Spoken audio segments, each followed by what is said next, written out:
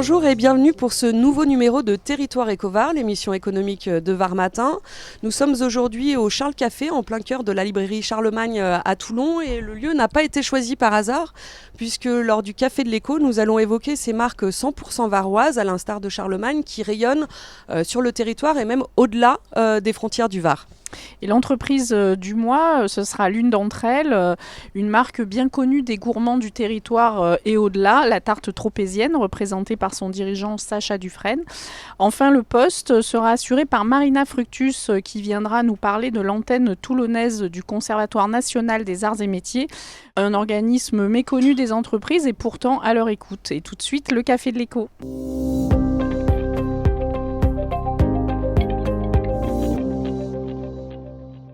Alors pour parler du boom des marques varoises, nous recevons 4 invités. Anaïs Baudin, bonjour. Vous êtes la responsable merchandising du Rugby Club toulonnais. À vos côtés, Boris Toiti. Vous avez relancé une marque à la fois iconique et familiale, les Cafés Maurice. Bonjour Alison Pirot. Votre marque n'a pas encore toute cette histoire, mais elle commence à se faire un nom dans le domaine de la puriculture. Enfin, Vanessa Amiot, bonjour. Vous êtes en charge de l'événementiel et de la communication chez Charlemagne. Alors, on va commencer par vous. Première question. Comment on réussit le pari de s'imposer localement et même au-delà dans un secteur aussi concurrentiel ? Est-ce que l'événementiel, typiquement, fait partie de la clé ?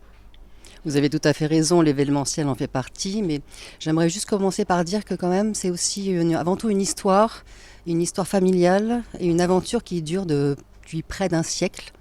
Donc c'est ça aussi Charlemagne. Donc une affaire de famille et puis une affaire au long cours que nous défendons, nous, avec cœur aussi, avec les équipes. Donc c'est ça aussi notre ADN pour partager avec le plus grand nombre nos passions et notre envie de faire découvrir la lecture. Votre plus gros concurrent, c'est Internet. Comment vous faites pour vous démarquer par rapport à ça ? Comment vous faites pour séduire le client ? Effectivement, notre enjeu majeur est de lutter contre ces grandes plateformes au quotidien. Nos atouts sont les équipes, nos atouts sont les conseils des libraires, nos atouts sont la possibilité aussi de créer et de faire de cette librairie un lieu de vie. Ça, c'est toujours été aussi notre enjeu, d'où le Charles Café que vous avez ici. Mais c'est créer des ambiances, créer une aventure, créer une expérience pour nos clients. Et pour cette expérience-là, l'événementiel en fait partie. Ça passe aussi donc par l'animation culturelle, les rencontres que nous proposons, les ateliers pour la jeunesse aussi que nous organisons. Il y a vraiment cette volonté de faire en sorte que Charlemagne soit un acteur culturel, soit un passeur de culture. Alors, juste à côté de vous, Alison Pirot, donc la fondatrice et dirigeante de la marque de puériculture Hélé. Vous aimeriez bien être le Charlemagne de la puériculture, mais votre marque, elle est toute récente. Vous êtes en train de construire sa notoriété. Comment vous faites pour imposer Hélé à côté de grands noms de la puériculture qui n'ont rien à voir avec vous, mais qui sont déjà dans l'imaginaire du consommateur depuis longtemps ?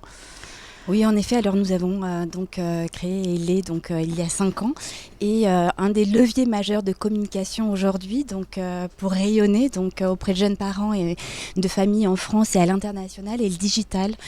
Et avec en relais également des collaborations avec des points de vente physiques avec lesquels nous travaillons main dans la main. Donc nous sommes une société dite omnicanal qui commercialisant et proposant nos produits en ligne sur hélé.com et par la voie de points de vente physiques, pharmacie, magasins spécialisés.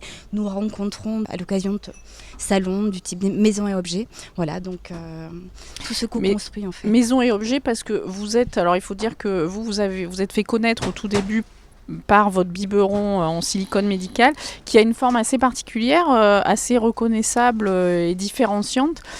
C'est ça aussi, arriver à se faire un nom, c'est créer la différence par rapport à ce qui existe déjà, créer un nouveau besoin aussi. Créer un nouveau besoin, créer par la voie de l'innovation, se différencier, offrir des solutions soignées, mieux pensées pour le bien-être des bébés. Effectivement, nous avons pénétré ce marché avec une solution qui est devenue iconique, mais qui était complètement disruptive à l'époque. Un biberon rond en silicone médical, pensé pour minimiser aussi l'exposition des bébés aux dangers des perturbateurs endocriniens.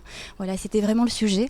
Et aujourd'hui, nous poursuivons cette aventure en proposant des produits développés avec la même exigence en termes de santé, de bien-être et d'expérience. Voilà. Boris Toiti, quel est le secret pour ressusciter une marque iconique comme Café Maurice, comme vous l'avez fait il y a déjà quelques années? Pourquoi ça fonctionne? Alors ressusciter, effectivement, c'est comme un phénix qui renaît de ses cendres. Je pense que c'est la passion, tout d'abord, parce qu'on ne peut pas créer une société, qui plus est dans un milieu comme l'agroalimentaire, qui est un domaine qui est ultra concurrencé aujourd'hui. La passion, l'envie, et je pense que ça, ce sont les qualités indispensables.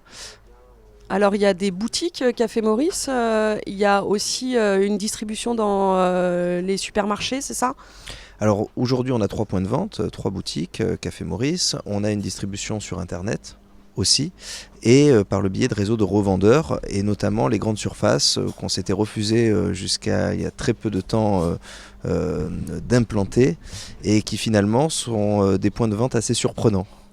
C'est-à-dire surprenant Surprenant parce que on propose quand même un produit qui est très différent de ce que peuvent proposer les grandes surfaces. C'est-à-dire on propose un produit quand même de bonne qualité, avec des prix qui sont un petit peu plus élevés quand même que les prix moyens qu'on peut retrouver en rayon.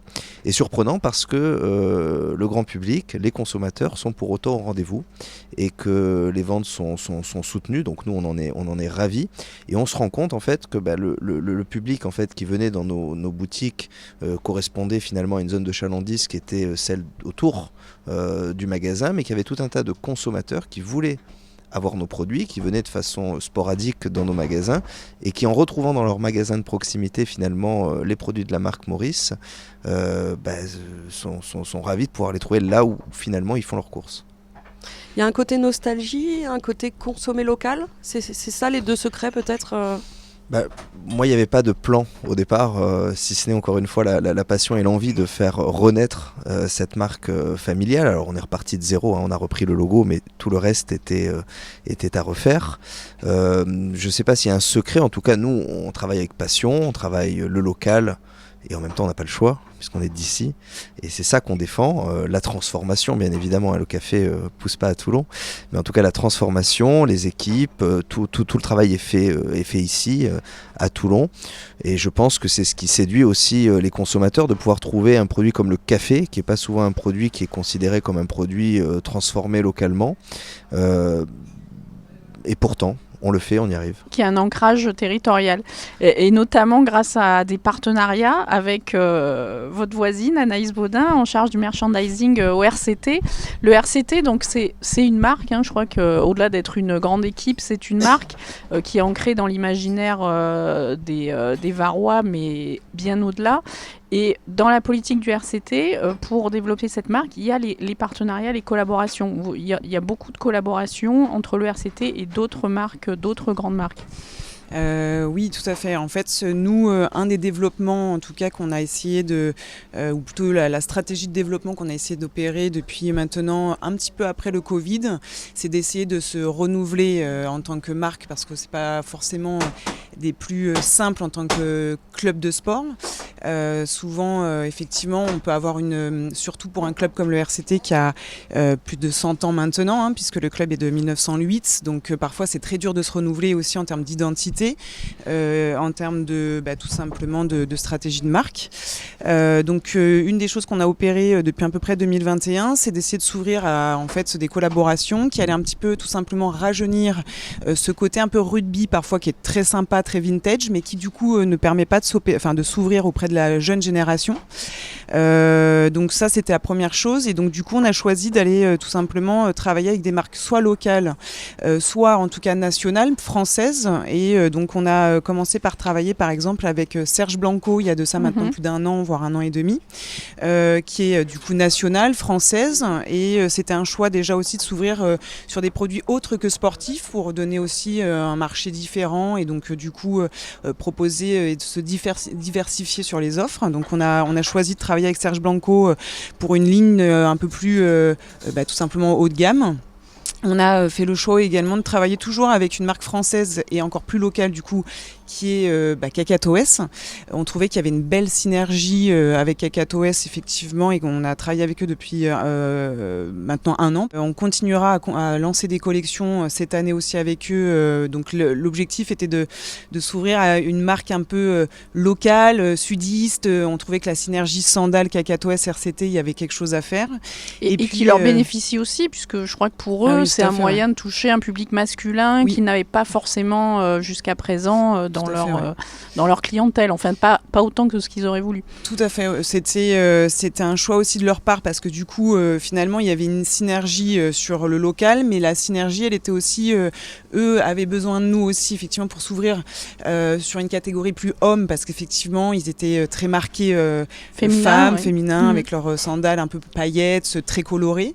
Donc on leur a apporté en tout cas cette visibilité et ce marché-là. Et nous, à l'inverse aussi, on a donné en fait la possibilité aux femmes d'avoir peut-être des produits dans la collection un peu plus, justement, pas paillettes, mais en tout cas plus colorés.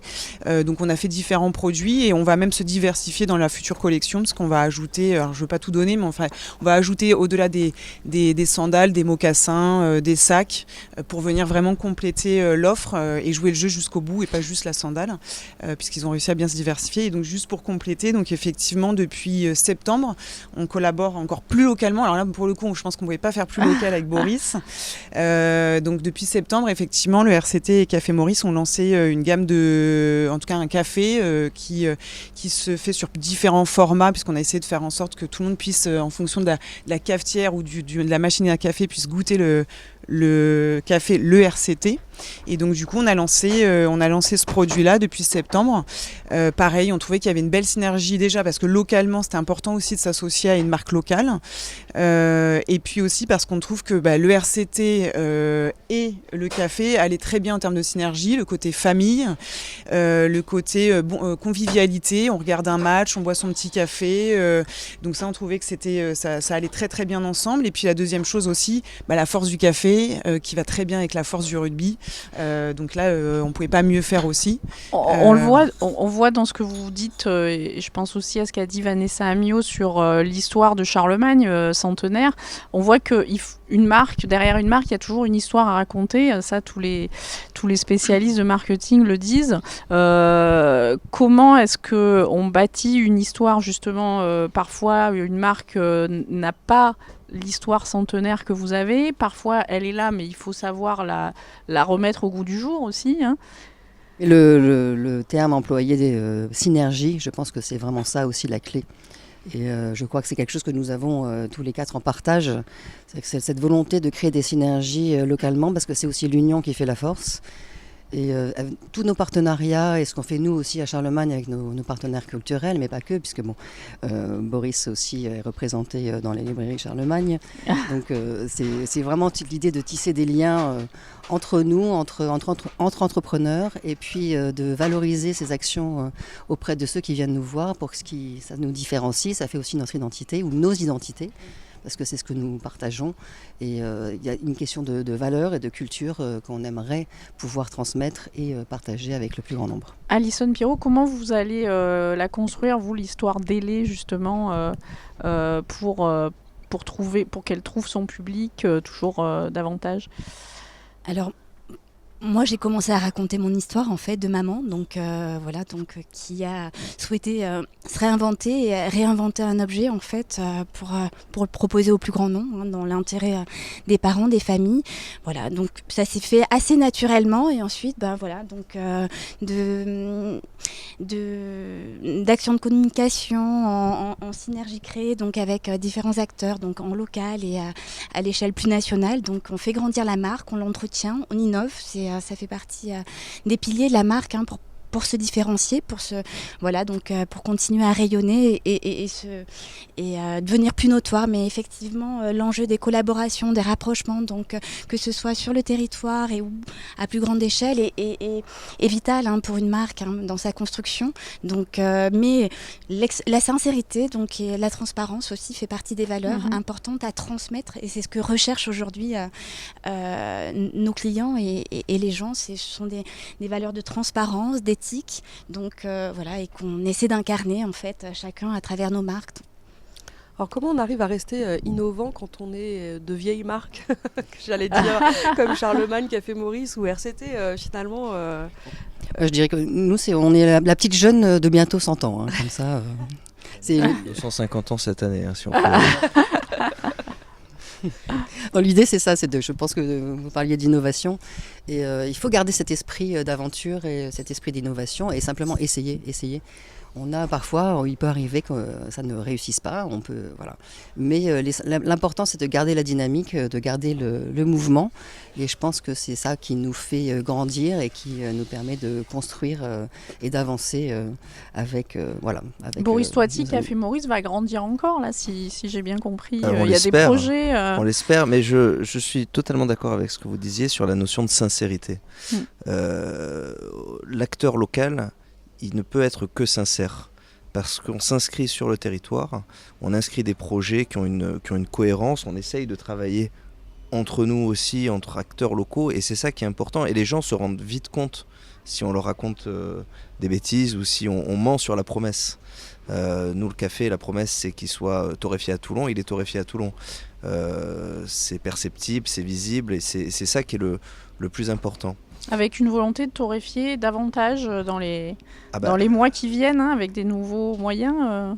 Tout chef d'entreprise a pour ambition de développer sa marque, bien évidemment, et nous, c'est ce qu'on souhaite. Alors, on souhaite qu'on ait de plus en plus de gens qui nous fassent confiance, parce qu'il y a encore une barrière. On parlait de local, mais il y a encore une barrière qui est de dire le local, c'est forcément plus cher.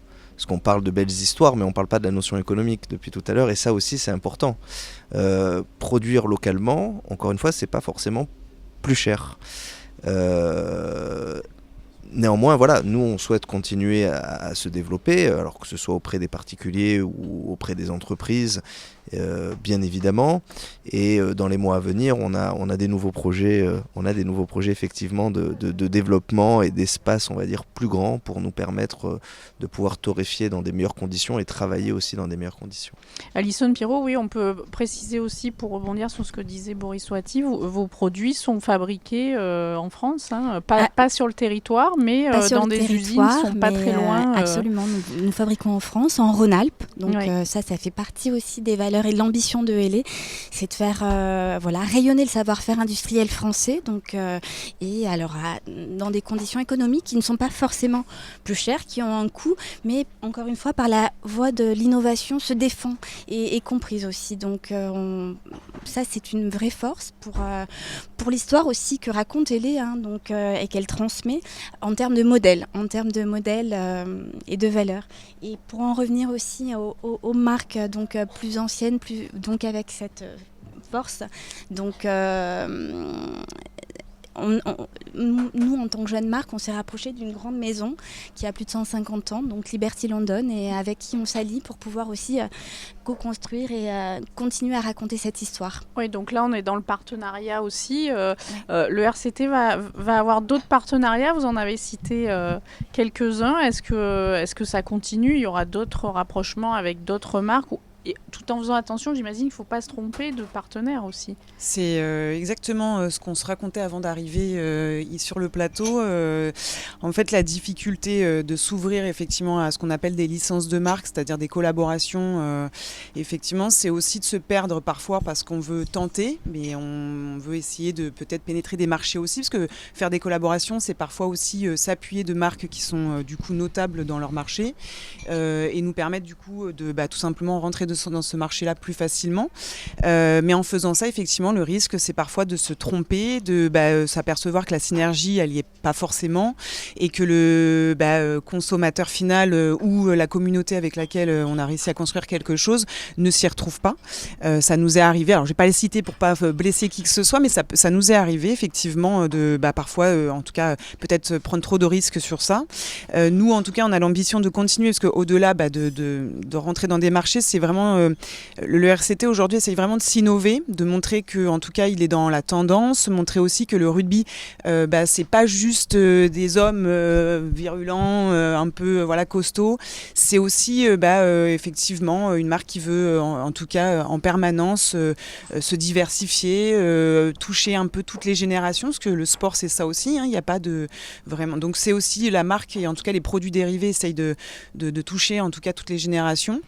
Et donc du coup effectivement on va avoir des futures collaborations qui cette fois peut-être seront un peu plus internationales, un peu moins locales, parce qu'il faut aussi s'appuyer parfois de grandes marques un peu plus fortes en identité. Donc je peux pas le dire parce que sinon ça serait un peu trop avant-gardiste là, d'aller déjà dans tous les mais il y a normalement dans les 3-4 prochains mois on devrait annoncer des grandes collaborations plus internationales cette fois-ci, encore une fois vraiment pour une question d'innovation et de venir répondre tout simplement à toutes les générations qui viennent en tout cas dans les boutiques du RCT.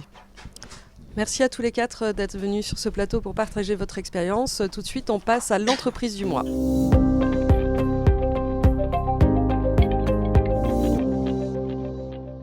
Alors l'entreprise du mois, c'est la tarte tropézienne. Bonjour Sacha Dufresne. Bonjour. Vous êtes le directeur général de l'entreprise. Absolument. Dont on va découvrir tout de suite en images les coulisses.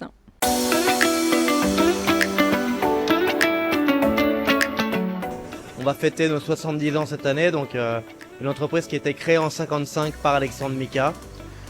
Et grâce à Brigitte Bardot, pendant le tournage Et Dieu créa la femme, elle a découvert en fait le produit et la pâtisserie, et c'est elle qui a donné le nom à la tarte tropézienne. Le laboratoire produit chaque nuit en frais l'intégralité de nos pâtisseries pour livraison chaque matin. Toutes les pâtisseries dans l'intégralité des magasins, donc 30 boutiques entre Nice et Marseille, mais également pour les hôtels et les restaurants avec qui on travaille depuis très longtemps. On travaille en 2 vitesses en fait, parce que bien évidemment il y a un effet de saisonnalité assez important qui fait qu'on est sur l'année à peu près 150, 160 et on monte en plein été à 250 salariés. Évidemment le produit phare chez nous c'est la tarte tropézienne et ses différents formats et ses différentes saveurs, parce qu'on travaille aussi avec des fruits de saison, à la fraise l'été, mais à la framboise également, les baby trop aussi, c'est la miniature en fait de la tarte tropézienne qu'on retrouve aussi avec plusieurs parfums, sous forme de collection avec de belles boîtes de 3, 6, 12 et plus. Et on est grosso modo en plein mois de juillet-août entre 2500 et 3500 tartes tropéziennes fabriquées chaque nuit.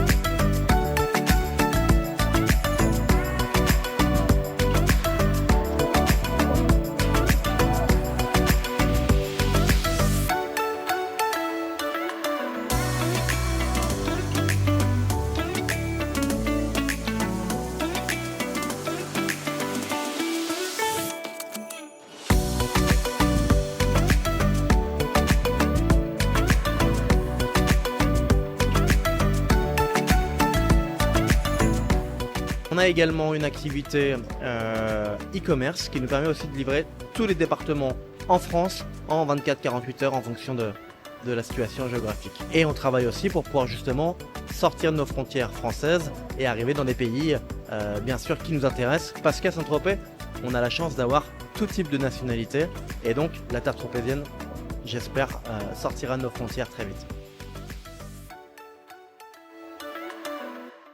Alors Sacha Dufresne, on voit depuis quelques années des boutiques tarte tropéziennes se multiplier sur le territoire.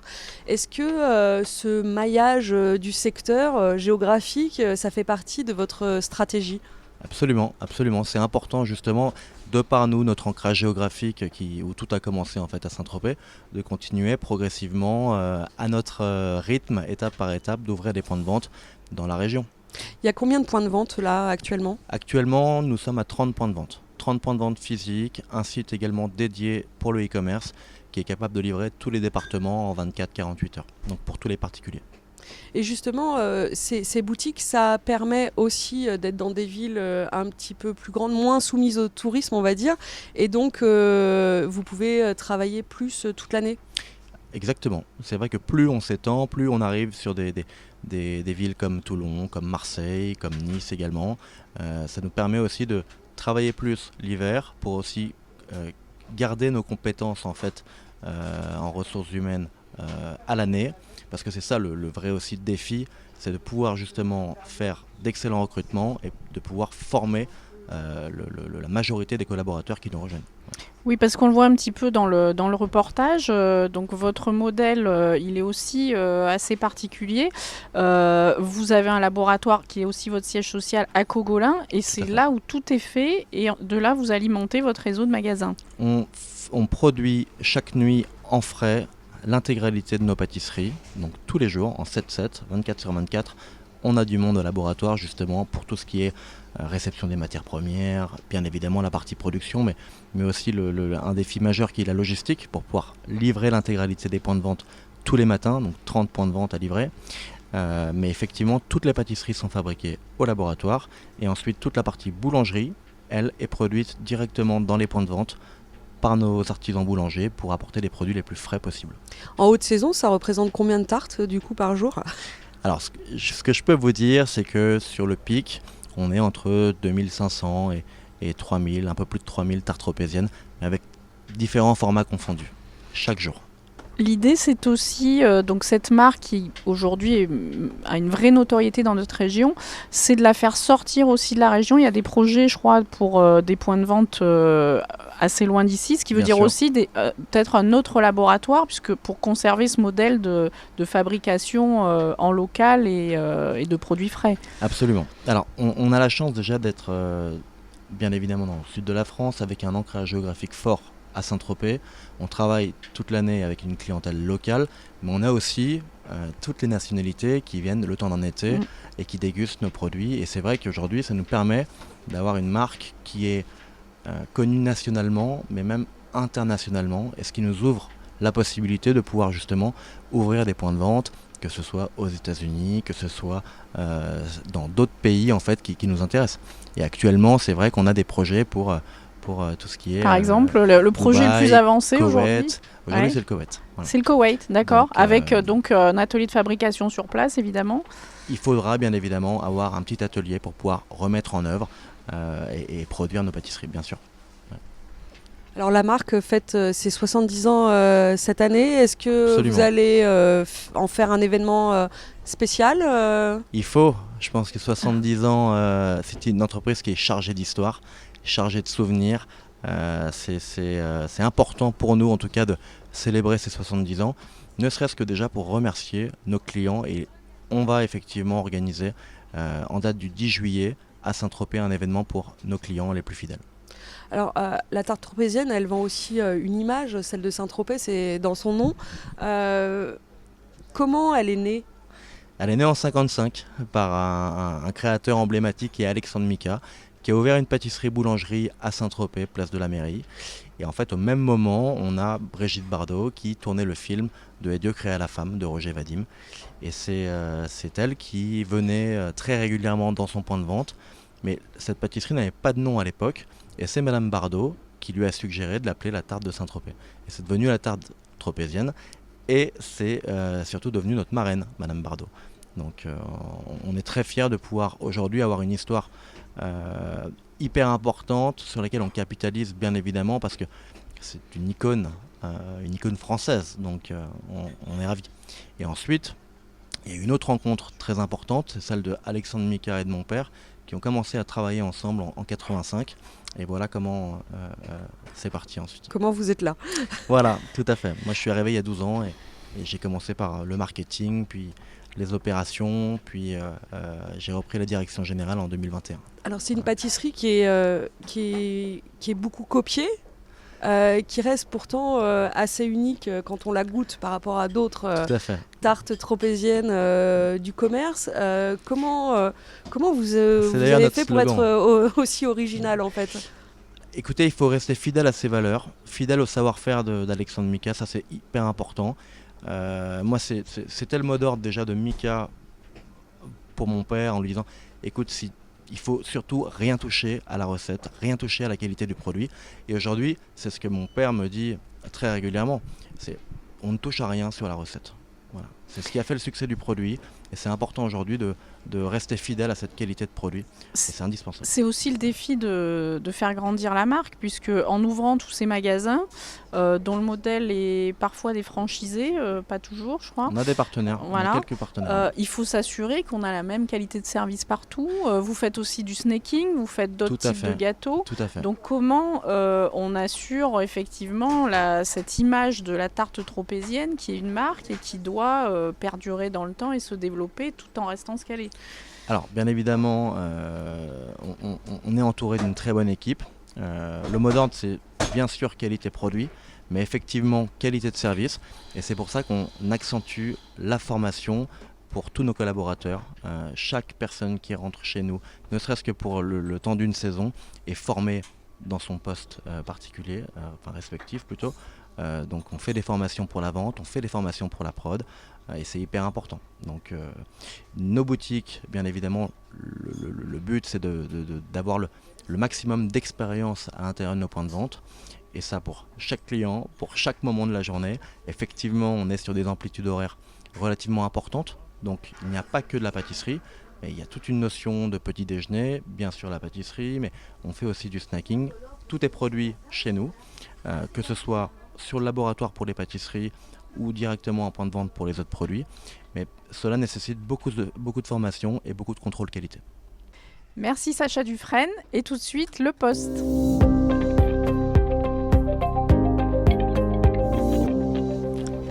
Alors pour le poste de ce numéro de Territoire Ecovar, nous recevons Marina Fructus, bonjour. Alors vous êtes la responsable du pôle innovation du Conservatoire national des arts et métiers à Toulon. Première question, est-ce que vous pouvez nous résumer en quelques mots ce qu'est le CNAM ? Le CNAM a été créé par l'abbé Grégoire en 1794 avec l'idée de pouvoir former tout le monde, partout, tout le temps. En gros, c'est le précurseur de la formation tout au long de la vie. Donc le CNAM, établissement national, assure 3 missions principales, des formations avec pratiquement 600 parcours dans tous les domaines, de la recherche et aussi la diffusion de la culture scientifique. Donc en région, il se déploie sous forme d'associations. Et donc ici, c'est le CNAM PACA.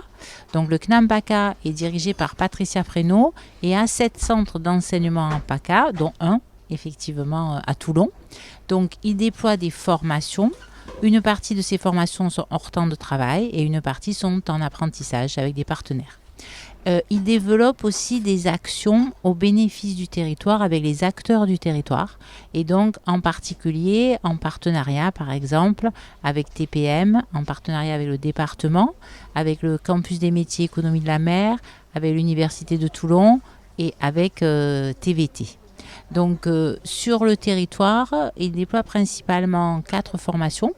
Une qui est consacrée à la cybersécurité, une qui est consacrée à l'ingénierie multimédia, une autour des métiers de la santé et une autour du management et de la création d'entreprises TPE-PME. Donc les entreprises, justement, auprès de vous, peuvent trouver quel type de service ? Ça peut être une alternance avec un candidat à l'alternance qui travaille chez eux et qui suit les cours chez vous. Quel type de recours elles peuvent trouver auprès de vous ? Alors tout à fait. D'abord, il y a les formations en alternance. Et donc, par exemple, la formation qui est déployée à l'Université de Toulon d'ingénieurs multimédia en apprentissage permet vraiment aux entreprises de former pendant 3 ans des jeunes qui ont en général des bases en informatique et qui vont pouvoir répondre à tous leurs besoins en informatique et que ce soit en technologie immersive ou en web, en développement web, enfin tout type de développement en fait. Donc par exemple, il y a effectivement l'apprentissage dans différents domaines, donc ils peuvent trouver des candidats et ils peuvent aussi trouver une offre de formation très large puisqu'il y a une partie des formations qui sont aussi proposées par l'établissement de Paris et qui sont accessibles à distance, 25%. Donc ça peut être aussi de la formation continue pour les salariés. Absolument, donc on offre la formation continue pour les salariés et on offre aussi des dispositifs d'orientation pour les jeunes. Donc on travaille aussi beaucoup avec les collèges et les lycées, avec des dispositifs d'orientation qui sont innovants et qui permettent de se projeter dans le futur, et en se projetant dans le futur, de vraiment comprendre ces critères de choix. Actuellement, on développe avec le campus des métiers et des qualifications économie de la mer un jeu de plateau qui s'appelle Immerso, pour pouvoir découvrir les métiers de la mer, s'orienter dans les métiers de la mer, et on utilise la réalité augmentée. Donc, qu'est-ce qu'on propose au pôle innovation ? Au niveau de Toulon, on a un lab, et ce lab, c'est un lieu avant tout d'expérimentation. Alors, dans ce lieu d'expérimentation, on propose 3 choses. Premièrement, on va vous proposer des formations, on va vous proposer des accompagnements sur mesure, et on va vous proposer aussi aux entreprises de développer des contenus immersifs pour elles.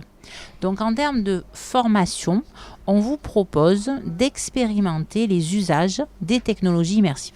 C'est-à-dire quoi la réalité immersive, voilà. Qu'est-ce que vous appelez technologie immersive pour ceux qui ne seraient pas familiers ? Absolument. Technologie immersive, c'est réalité virtuelle. Donc là, je suis dans un casque avec des effets 3D, donc du contenu en 3D, ou effectivement du contenu en vidéo 360. Ça, c'est la réalité virtuelle.